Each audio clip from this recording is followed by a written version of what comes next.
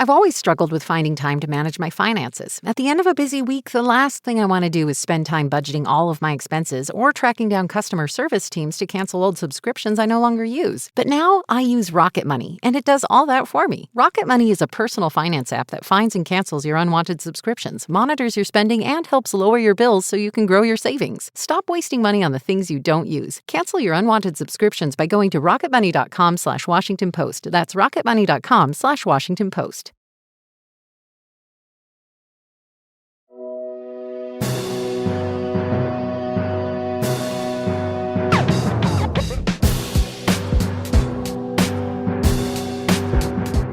Welcome to the Sports Moment from the Washington Post, your ticket to the Summer Olympics. It is Friday, August 9th, and I'm Ava Wallace, a sports reporter here in Paris. Today, I'm joined by Post reporter Adam Kilgore and Post columnist Barry Svrluga, who were both at track and field with me last night. But first, let's do the medal table.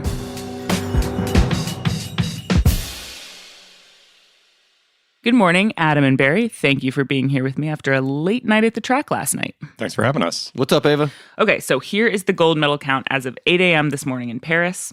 The United States leads with 30 gold medals. Nice round number there. They also have 103 medals overall. China is in second place with 29 gold medals, and Australia is in third with 18 golds. So the U.S. added to their medal haul with 8 medals overall at the track last night, which we will get to. But elsewhere, the U.S. men's basketball team narrowly escaped Serbia, led by Nikola Jokic, with a 95-91 win. They will play Victor Wembanyama and France in the gold medal game on Saturday. I am very much looking forward to this one. So we were at track when basketball was happening. Were you guys following that crazy game? I mean, they were down by 11 at the half, and I'm sitting in the mix zone trying to figure out why and looking at a box score on my phone. The United States is heavy favorite every time, and they've been that way since 2008 when they kind of got the NBA players to recommit to doing this. But the world is right there. And so there's this kind of push and pull where American fans are like, it's a pride thing and we are the best and we have the best players and look at all these guys from the NBA that are just awesome, to like, oh my goodness, here's Serbia and they have one of the seminal players of their generation and they can be pushed. So it was a little bit of a panic moment in an interesting way. But it sets up like just a beyond dream final. For sure. I mean, Victor Wembanyama, this 7'4" or 7'5" freak show of an athlete who's from France, one of the biggest stars of the games, now trying to take down the dynastic, megastar-powered U.S. team is as good of a storyline as you could possibly imagine for Olympic basketball. And if you've been in any sort of venue where the French have succeeded, like, home field advantage is a real thing. It was big for Léon Marchand. I saw it at judo. The home crowds are awesome, so that could be wacky in the final on Saturday. LeBron James does not want that judo crowd smoke. I was going to say, France, not that good. Like, probably should have lost to Canada, could have lost to Germany last night, but I wonder if that home field advantage is pushing them along. The U.S. women's volleyball team also won a thrilling 5-set match against Brazil and will play for gold against Italy. And the U.S. women's water polo team, one of the kind of lasting dynasties at these Olympics, they've won the last 3 straight Olympic gold medals, lost to Australia in a penalty shootout, and will play for bronze instead. I was really surprised to see that result. Well, it is certainly surprising, but so I did cover the women's water polo winning gold in 2016 in Rio and pay attention to them quite a bit in Tokyo because they're a really appealing group and fun to watch. And I covered their first game here in Paris. And I got to say, it was pretty apparent, like just like looking back over the last few years of results, doing research, it seems like as if like almost like we've seen in men's basketball over the last 20 years, like women's water polo globally has kind of caught up to the U.S. They lost more in global tournaments. They even lost to Hungary in like a tune-up game right before this Olympic tournament. And so, I mean, they were huge favorites, and it's always shocking when they don't win a shootout, given that Ashley Johnson is in their net. But, I do think there were more teams that certainly were never going to be favored to beat them, but more possible threats than they've ever had before. Okay. I mean, it's just so talk radio to break that down, but, I forgot that you'd ever done anything before track started, that's all.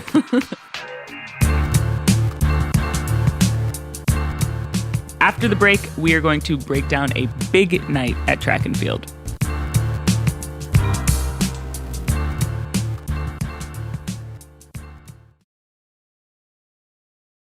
I've always struggled with finding time to manage my finances. At the end of a busy week, the last thing I want to do is spend time budgeting all of my expenses or tracking down customer service teams to cancel old subscriptions I no longer use. But now I use Rocket Money, and it does all that for me. Rocket Money is a personal finance app that finds and cancels your unwanted subscriptions, monitors your spending, and helps lower your bills so you can grow your savings. Stop wasting money on the things you don't use. Cancel your unwanted subscriptions by going to rocketmoney.com/Washington Post. That's rocketmoney.com/Washington Post. Hey, I'm Christina Quinn, the host of Try This from The Washington Post. Each Try This audio course gets you closer to solving some of the biggest everyday challenges we face as humans. Things like how to sleep better, how to have more meaningful relationships, and how to enjoy cooking more. We're releasing new courses all the time, where you can learn to be a better functioning human without the time commitment. Find our collection of courses by searching Try This wherever you listen to podcasts.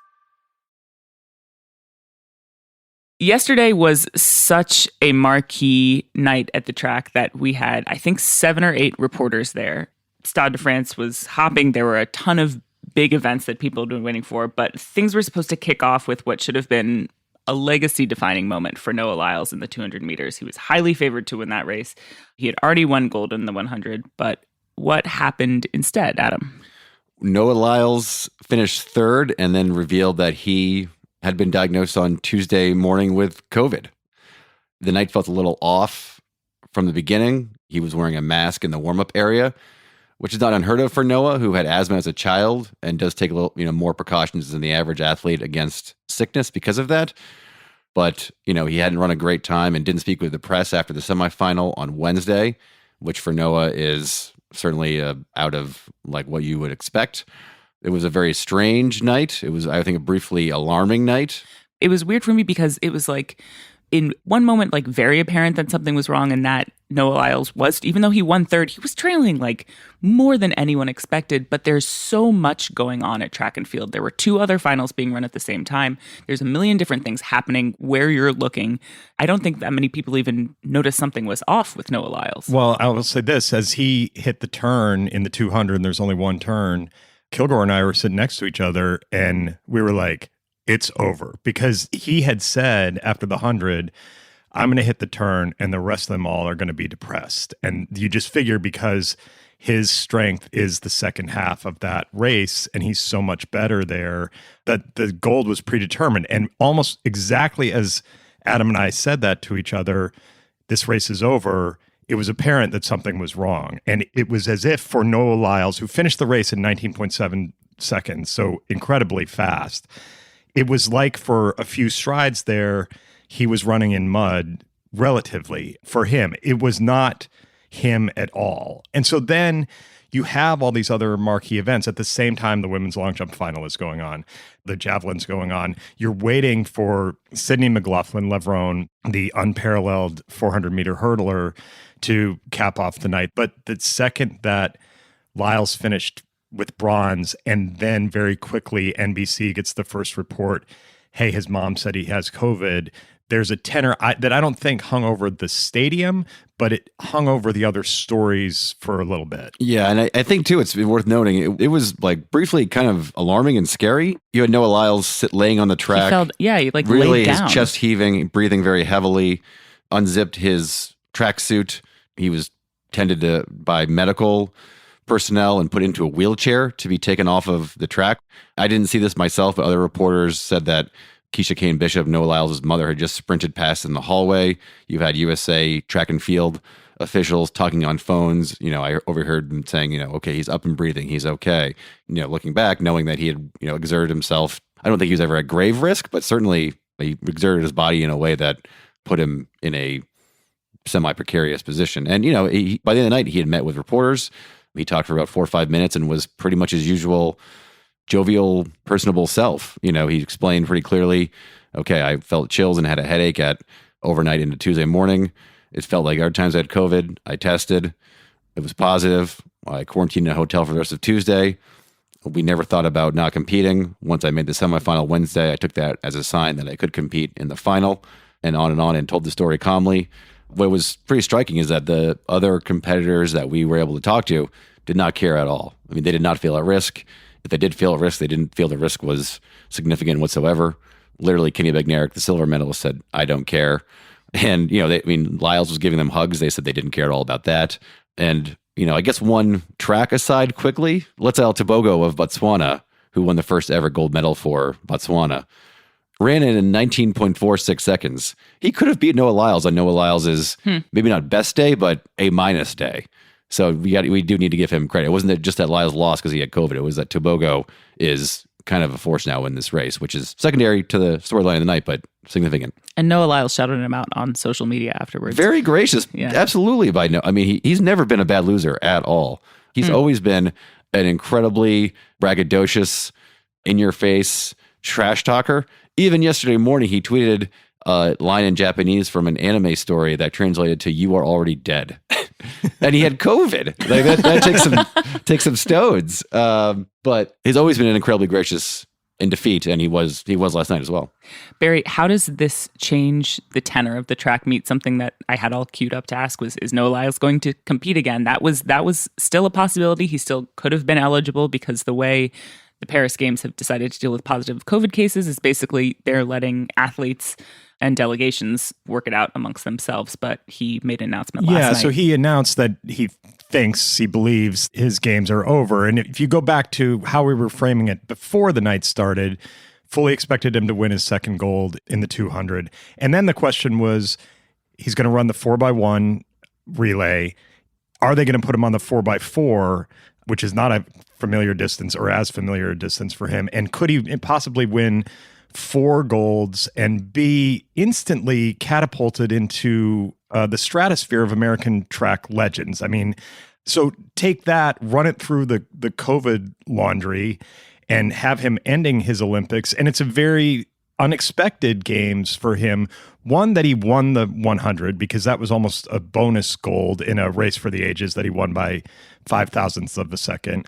2, that he took bronze in the 200, his signature event, a bronze that 3 years ago in Tokyo was so scarring, he had to build himself up mentally to even be here and put himself back in that kind of alpha male status. Yet when he talked to reporters last night, he was very satisfied with the bronze because he had fought through not being in peak physical condition, won a medal anyway, and now his games are over in unexpected, but Adam, unless I'm wrong, not incredibly disappointing fashion, because he pushed through that a little bit. Yeah, totally. I mean, I think winning the 100, winning an Olympic gold medal, you can't have a bad Olympics. Changes everything. The world's fastest man. And the way he put it last night was that he was proud of himself. He wrote an Instagram post late last night that he was leaving the Olympics with joy in his heart.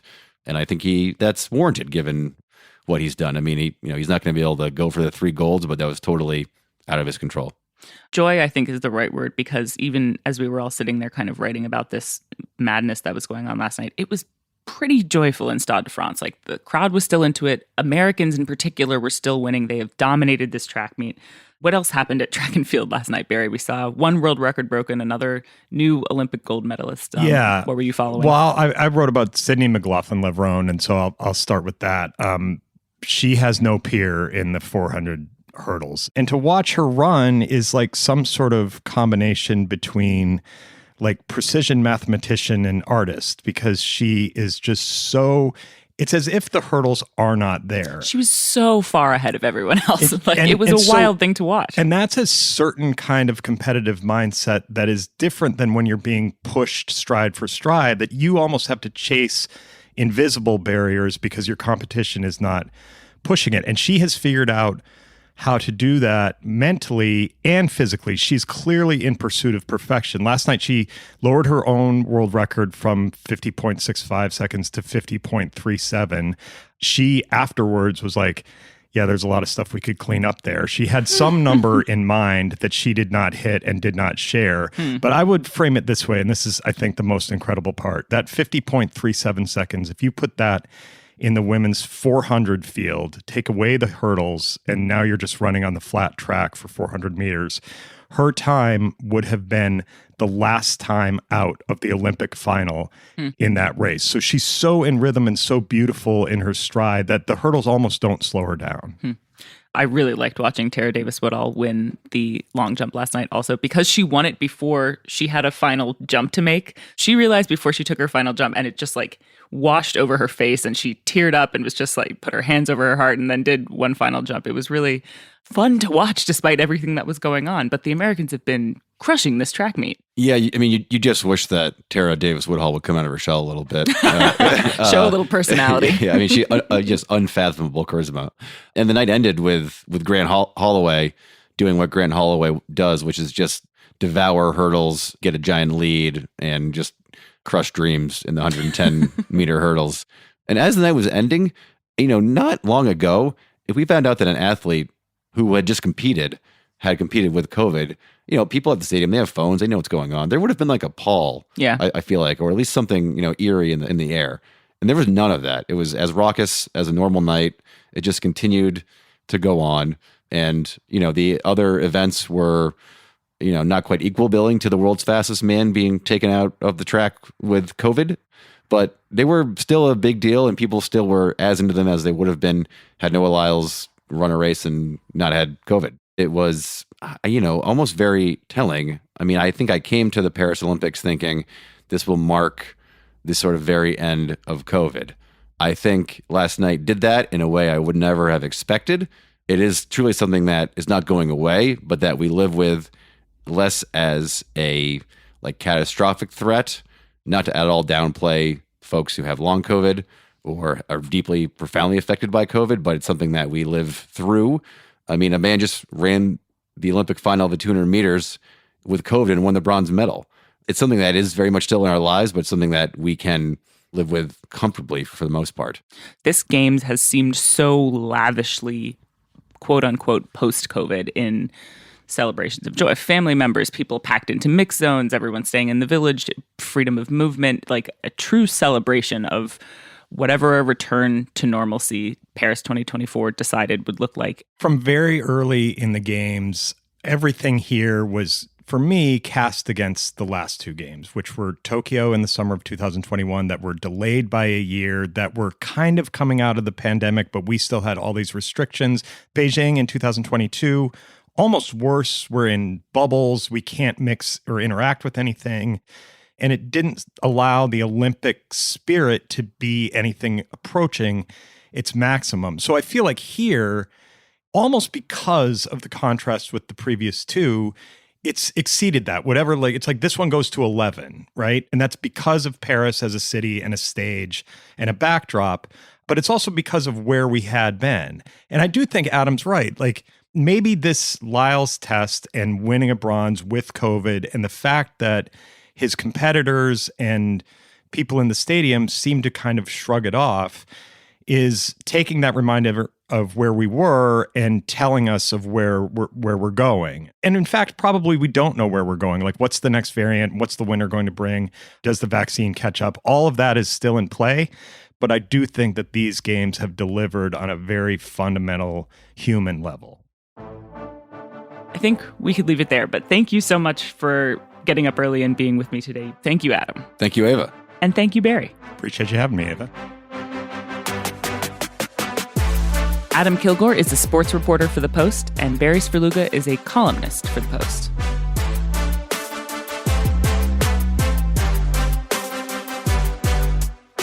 Okay, before we go, here are a couple of events that should not be missed today. And just to note, all of these times are in Eastern Time. In women's basketball, these semifinals begin today with the United States taking on Australia at 11:30 a.m. France and Belgium face off at 3 p.m. In track and field, medals are awarded in a session that begins at 1:30 p.m., including the women's and men's 4x100 relays. And in breaking, that's breakdancing, B-girls battle for medals beginning at 3:19 p.m. on the dot. That is it for today on The Sports Moment. If you want more up-to-date information about the latest news from Paris, you should also subscribe to my newsletter, which is also called The Sports Moment. You can find a link to that newsletter in our show notes. Today's episode was produced and mixed by Ted Muldoon. It was edited by Joe Tone. I'm Ava Wallace. Until next time from Paris.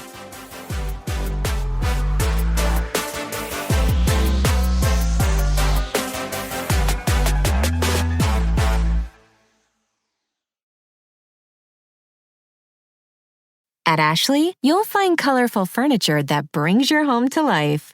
Ashley makes it easier than ever to express your personal style with an array of looks in fun trending hues to choose from earth tones to vibrant colors to calming blues and greens. Ashley has pieces for every room in the house in the season's most sought-after shades. A more colorful life starts at Ashley. Shop in store, online today. Ashley, for the love of home.